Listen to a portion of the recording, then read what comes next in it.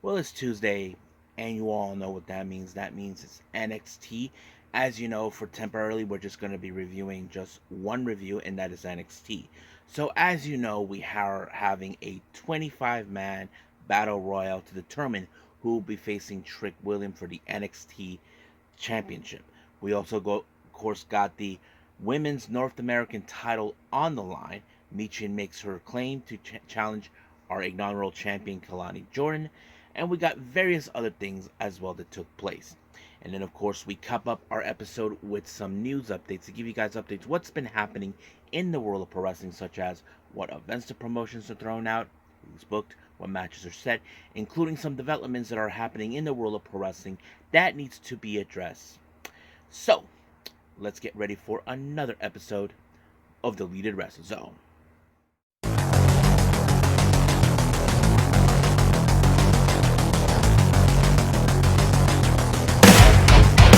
Are you ready? Get up, get up! Get up, get up! Get up, get up! Get up, get up! Get up, get up! Get up, get up! Hey everyone, welcome to Deleted Wrestle Zone. All things that it's pro wrestling with AEW, NXT, New Japan Pro Wrestling, TNA, the National Wrestling Alliance, various promotions, wrestlers, matches, and championships. I am your host, J Rod here. So, if you are new to the channel, welcome. This is a channel where we do a lot of pro wrestling reviews from various promotions, not only here in the United States, but also in Japan, Mexico, Canada, Europe, the UK, anywhere in the world where pro wrestling is not as big, but it continues to grow.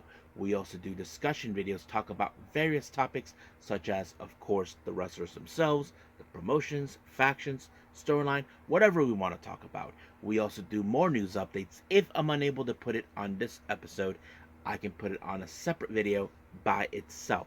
We also do real-timing news updates to keep you guys on alert if something has happened in the world of pro wrestling that needs to be addressed, the Unagi Sayaka Watch, and various other cool things as well. So if you like what you see, please subscribe to us, so click on that subscribe button. You'll be getting a lot of daily reviews and other cool wrestling content as well. But if you like this episode, please give us a like on the like button or a nice comment in the description down below. Now,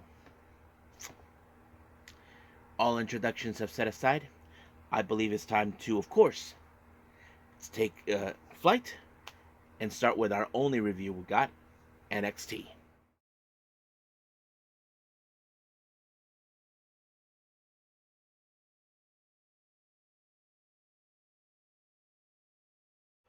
Okay, NXT. As it started out with the 25-man battle royale, we did see Frankie Kazarian, who started out as the person leading out. We have various other people that were involved in this match. You know, we had, of course, Ethan Page and all this, and who else? Javon Evans, Sean Spears, various others. But I have to say the most impressive one was Joe Hendry, who in fact had a very interesting reaction and pop in the NXT venue, and I thought it was pretty amazing that people really know who he is. You know, I mean, people would probably don't know much about him, but if you are a pro wrestling fan in general, like me, then you guys know what I'm talking about. But, however, the one thing that was BS is that he was taken out, of course, out of the ring, and you know how people were at. They were like saying this is bullshit, which of course. But there was an exclusive scene that was showed how Joe Hendry was not happy, and he was talking to Shawn Michaels about how things are reacting, and then he said he'll come back at any time, any show, and of course, Shawn Michaels says, "I believe." So, I would love to see that. But however, something has happened like at the start of this battle royale. Oral Menson once again got involved, who has serious issues towards Ethan Page after what he did to him and to Noam Dar. But the match continued on, and it was, of course, Javon Evans who picked up the win. Now, however, there was a bit of a situation that took place. By default, Ethan Page was not eliminated. He went through the ropes, and of course, he was talking with Ava Reigns about what really about how things were. She did told them that Oro Mensah was kicked out of the building for what he did. However, because Von Evans won the match, he decided, you know what, let's just do it, okay? Let's give him this match since he wasn't eliminated. So it became like a #1 contender spot. So that sort of thing. Now, as you know, the women's locker room is expanding with the arrival of Carly Bright. She was talking with, of course, her BFF, Kendall Gray, and then Fallon Henley got involved, and all hell broke loose. Well, not in fighting, but talking, that sort of thing. So we'll see what happens. But Carly Bright is set to face against Fallon Henley. Now, of course, leading up to their upcoming match later on, Lola Vice had a little chit chat with Roxanne Perez over everything. Now, it's no secret now that Roxanne Perez now realizes that she has a target on her back. She has Last Legend, Daisy Jane, and possibly Lola Vice right behind her. So we will see how that rolls up.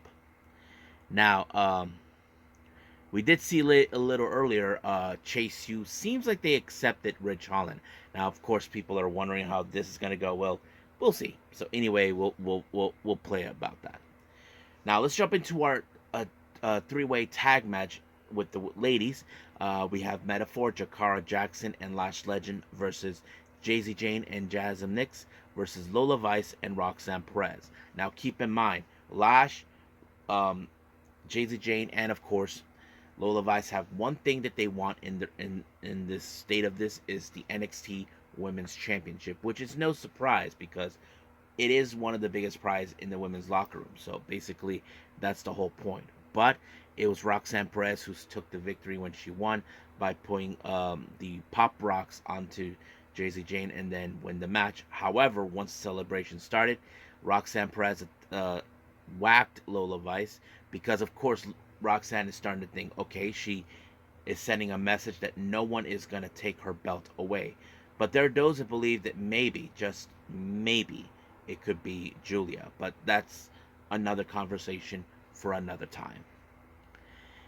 Now, we do have the NXT Women's, of course, North American Championship on the line. Now, remember, at Battleground, of course, it was Melanie Jordan who picked up the win by winning the title championship. But, however, of course, Jada Parker believes that she'll lose the belt right away. But it was Michin who made the initial attack on her, and then, of course, put herself in the position to have a shot of this belt.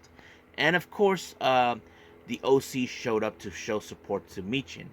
But however, I'm sure Jada Parker feels like she's hogging on the glory. Apparently, with the distraction going on outside, OTM got in the face of the OC, while Jada Parker cost Michin the match, but it was Melanie Jordan who retained the belt by applying, of course, the leg split moonsault, and just like that, she ended up retaining the belt. Now, we do see a little, then of course, we do see a little interaction with Axiom and, of course, Nathan Frazier. Now, Frazier was involved in the battle royale earlier of the show. Axiom was questioning what the hell is all this about. So apparently, he's not happy that Axiom is Axiom is not happy with Frazier, who's now have his sights set on the of the Heritage Cup. But Luca Cristofino signed the contract, brought a contract for him to sign, and he just took it. So I don't know what exactly Nathan Frazier's trying to do, but we'll see. Now, as you all know, Oba Femi actually continues with his reign, picking up the win at Battleground. However, Wesley showed up and asked for another opportunity, which it's going to happen. Now, on a side note involving this promo here, there was, of course, commotion coming up. If you guys noticed, Brooks Jensen tried to get involved in the building. Well, it didn't happen that way, so security was basically kicked them out. Hank and Tank, as you know, they are back together again. Well, Hank was supporting Tank the entire time, so he announced that he is officially medically cleared. So they are now set to challenge themselves against the new Catch Republic, which is going to be interesting to watch. Now, our next match, we have Fallon Henley versus Carly Bright. I thought this match was pretty interesting. Carly Bright, there are moments that she seems like she had everything under control, But apparently things went sideways with the arrival of Wendy Chu. Showed up from behind, and then of course when Kendall Gray was looking at, of course, Carly, she was viciously attacked, was put to sleep, to be honest. And then, of course, Carly Bright took her eyes off the ball and lost when, of course, Fallon Henley applied the Shining Wizard. So basically, that's what happened. Now, as you all know, recently we saw last week that Charlie Dempsey of the new No Quarter Catch Crew, they basically are he's interested in having Tavon Heights. However, due to some circumstances, Miles Bourne kind of forgot that what they were trying to do with what Tavon Heights is being offered to be a part of No Quarters Catch Crew. But Kemp is the type of person who goes out of his way, who doesn't think that he deserves an opportunity to be in there. But however, there's going to be a match between both Kemp and Heights to see if he can, and of course, if he wins, he'll probably be in the match. Now, NXT Anonymous struck again, this time catching Joe Coffey, crying like a little girl and bitching about Wesley, what he did. So basically, it was that, and then of course, they were the entire Gallus, with the exception of Joe, he was out. Tariq Eway and Tyson DuPont attacked, of course, Gallus. Payback for the last time that they were blindsided by them. So that's what really happened. Now as you know, we saw Eddie Thorpe make his play. He's saying that he's building up momentum to where he needs to go. So he doesn't care which tile he goes, who he has to go through. So basically, he's well prepared where he needs to be at. So we're looking forward to that. Our next match, we have Andre Chase and Duke Hudson taking on the OC. So things were pretty much okay. But of course, there was a moment where we saw the schoolboy done by Duke Hudson, Hudson, and then of course on Anderson, and then Rich Holland actually gave an assist to Duke to pick up the win. I think that's what happened. Duke is like, what the hell? The others did not see what happened, so that's how it is.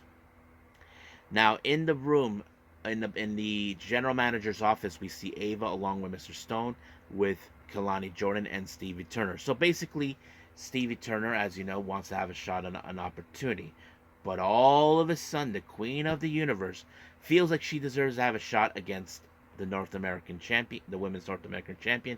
But Melanie Jordan feels that the person who deserves it more is Sol Ruca. But Ariana Grace doesn't believe that she's earned it because she's not pretty enough and all that. So they decided to put them in a match next week. Now, but for our next match, we do see certain things that took place. Trick Williams made his way to the commentary desk and all of that. We did see Chase U celebrate, but of course Duke is a little bit confused what just happened. And then of course Fallon Henley and has been pissed on how things are not going well for her. Even though she won the match, she feels like all the opportunities are being handed down right away, and so did Jay-Z Jane and Nyx. I wouldn't be surprised if they form like their own group or something, like a knockout version of what Toxic Attraction. I think that's what it was, but we'll see. Now let's jump into our number one contendership for the NXT title. We have Ethan Page and Javon Evans. Now remember, Ethan Page was not limited, so he gets a chance. But however, Javon Evans had some problems with the ribs, and then of course Javon did the same thing, trying to show him all this and that. But it took only a few tries for Ethan Page to apply the ego's edge, and things kind of got out of hand from there. But of course, Ethan Page won the match, and he is swearing to Trick Williams that he is going to win the match, because he believes that what happened in the last match, there was he dropped the ball and all this distraction. But I wouldn't be surprised if those distractions come back.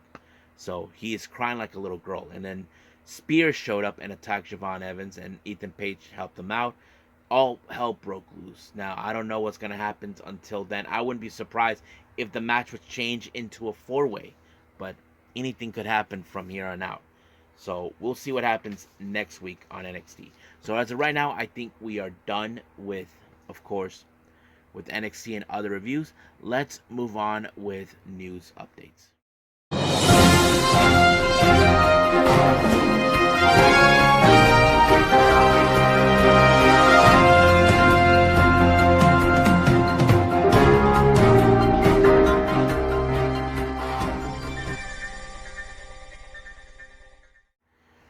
Okay, welcome to our news update. So this is what we have for all of you. Now, let's begin with some stuff from GCW. We have a long list of stuff coming up from them. As you know, later on by the end of this month, on the 28th of June, they'll have the No Sleep event in Houston, Texas. It was announced Dark Sheik will be taking on Microman. Yep. So that's going to be a very interesting match. And then, of course, the following month, on July 20th in Indianapolis for the Don't Tell Me What to Do match, the GCW World Tag Team titles will be defended. Violence is Forever defend their belts against a group of guys. I don't know what they call them, their names, but I know the tag name is called Motherfudas. You know what I'm talking about, but yes. And then, of course, on August 12th for the LA they announced on August 12th for a brand new show in LA. This is the fourth of the No Signal in the Hills at the UCC. Now, no announcements have been made who will be involved, but I'm sure we'll get that soon enough, starting maybe by the end of this month to early July.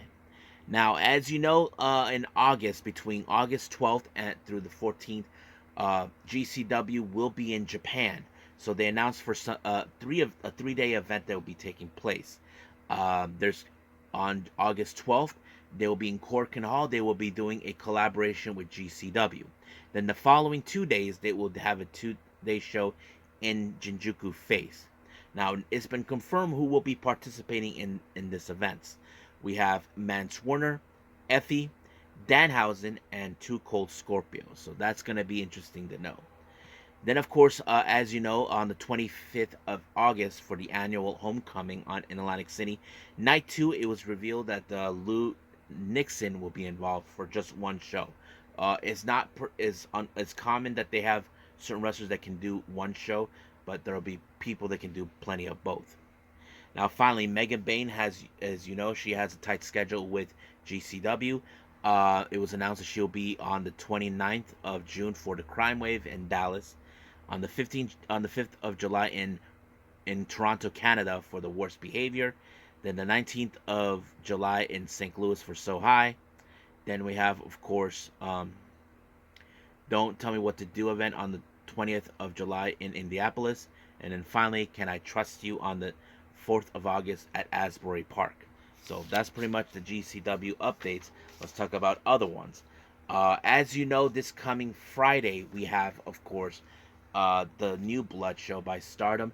This is the full card that was announced for that particular day. Let me pull that up real quick for all of you.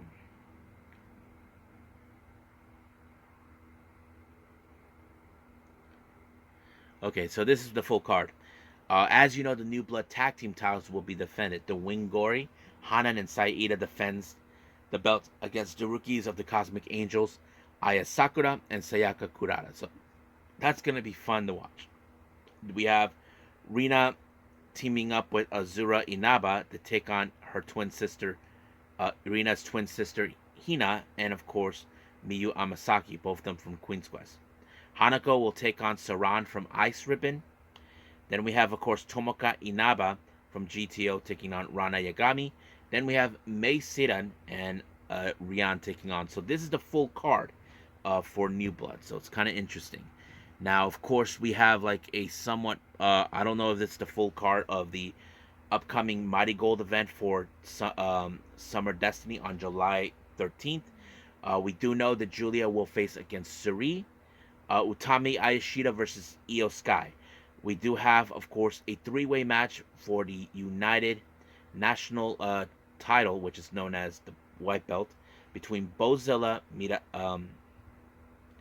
well, they said Mirai or Miku Inoue, but yeah, so we'll see that. And then, of course, we have the Superfly, Misa Matsao, and of course, Natsumi Shizuki. So those are the matches involving in that. So we'll see where that leads us from here. Now, of course, as you know, we have the Queen of Indie shows taking place in the Bay Area on the 17th of August. We have Vert Vixen and Kylie Ray involved, so I'm sure there'll be more names announced. Now, let's jump into some developments. After the loss of the Never Openweight six-man tag team titles, Hiromu Takahashi has posted on the post-match comments that he is now aiming for the Never Openweight title, a title that currently is being held by none other than Hinare. So I'm going to see how that's happening. Now, I know there's been a lot of confusion on Megan Bayne. Many of you were asking, when is Megan Bayne going to be, of course, appearing in AEW? Well, apparently from Fightful Select, they report that she is currently a free agent. She can appear anywhere, but there's recently been talks between her and AEW, so those talks are still going and going. So we'll see where that leads us. Sonny Gutierrez, who is in fact the English translator for once for Stardom and now MARIGOLD, Ross's new promotion, has made it clear that the title known as the Super Flyweight is not really called the Super Flyweight. It's just called Super Fly Championship. So basically, he's trying to correct what people were calling it. Chelsea Green told Fightful Select that she would like to see Matt Cardona return to WWE, but she wants her to bring along Steph Delanders. Now, I know many people will love to see Matt Cardona, but here's the thing: there was Matt Cardona did mention that he will love to come back to WWE, but as Matt Cardona, not Zack Ryder. I'm sure there's going to be a lot of difficulty towards that, but we'll see. Now, those who know this or not, the main event for the July 13th event, once again, Kenoh is pissed off how things are going. Apparently, the main event for the forgot the what was it? Well, he's pissed that instead of having the GHC heavyweight title as the main event, they're putting the match between AJ Styles and Marufuji as the main event, and he's really pissed about it. I mean, this is the second time this happens with Marufuji. I mean, the last time it happened with Kota Ibushi. But this is what he said. Isn't this his retirement road for Naomichi Marufuji? I was furious when Ibushi and Marufuji became the main event on January 2nd at Eureka Arena. I said, what does this bastard company think of the authority of the GHC belt? But the people at the company said that Marufuji is going to retire in the next 5 years. They want to make the grand path until the end, and made Ibushi versus Marufuji the main event. Right. Why isn't the main event this time? And it's really AJ who is coming. It's rare to see the top WWE wrestler to make his appearance in another promotion, and he is the top of the top. It's going to be a match between that wrestler and Marufuji, right? Sorry to say that, but I think there's more people who want to see that match than Kota. Expectations are high and are. So why isn't the main event make it the main event if was main event when I was in it? So basically, he feels that they're like, I thought the GHC Heavyweight Championship is the main event. So he's not wrong, guys. I mean, look, he does have some opinions. I'm not gonna lie about him, but yes, so that's what's happening. Hold on. There's also apparently, as you guys know, they mentioned about an executive named a former WWE executive named Rob Kilman actually just joined Anthem to be chief representative officer. Basically, this now has something to do with TNA, and this is what they had to say. New York, June 17th, 2024. Anthem Sports and Entertainment, a global platform media, announced that Rob Klingman has been named Chief Revenue Officer of Anthem Sports Group, effective immediately. Klingman will report to Anthony Ciccione, president of Anthem Sports Group. With nearly 3 decades of experience working at the highest level of mainstream sports for some of the world's most recognizable brands, Klingman will be diving to revenue across the all aspects of the business, with all emphasis on sales, adversity, sponsorships, opportunities, and strategic partnerships. Anthem's TNA, one of those world top wrestling organizations, and Invicta Fighting Championship, the world premiere all-female mixed martial arts promotion. So basically, they got someone who was an executive. So that's pretty interesting.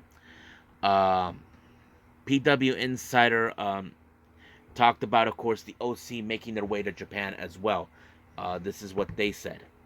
Uh, the belief among some spoken to is that Carl Anderson and Luke Gallows will likely go to Japan for AJ Styles' bout in Noah versus Naomichi Marufuji to corner Styles, and that he and be with him. So basically, there will be by his side. And then finally, Sareee has talked to Tokyo Sports. Now remember, Sareee will be facing Julia, but she said something that really makes it very interesting. Sareee tells Tokyo Sports that she wants that match with Julia at MARIGOLD Summer Destiny to be for the MARIGOLD World Championship. She said she wants to win the MARIGOLD title championship. The show is the ace of the company of Ryogoku Sumo Hall. So basically, the question, she says this match should be about that. But I'm sure there are others that want to challenge, want to have an opportunity of that belt. I mean, we did have 4-person tournaments for both the white belt and the Superfly belt. So I don't know what Rossi would think, but we'll just have to wait and see what his response would be. So we'll see. We'll see about that. So I think that's pretty much it right now for everything with all our news updates. So let's just call it a day. Okay, I hope everybody enjoys this episode. As you know, we will continue with more of just having one review for the time being, since I mentioned on a special announcement that I don't have internet at the moment. I'm using my regular phone to do. I do have internet, but I'm trying not to waste too much of the gigabytes on it. But I will be getting the internet back soon enough. But I'm excited that I will get that back and go back to resume doing more than one review on every episode I do. So our last one, hopefully, it will be with AEW Dynamite, and we'll go from there. So we'll see what happens from here on out. But as of right now, I will see you guys in the next DWZ time, same DWZ channel. I must bid all of you adieu. So goodbye, mwah, and have a nice day. Bang.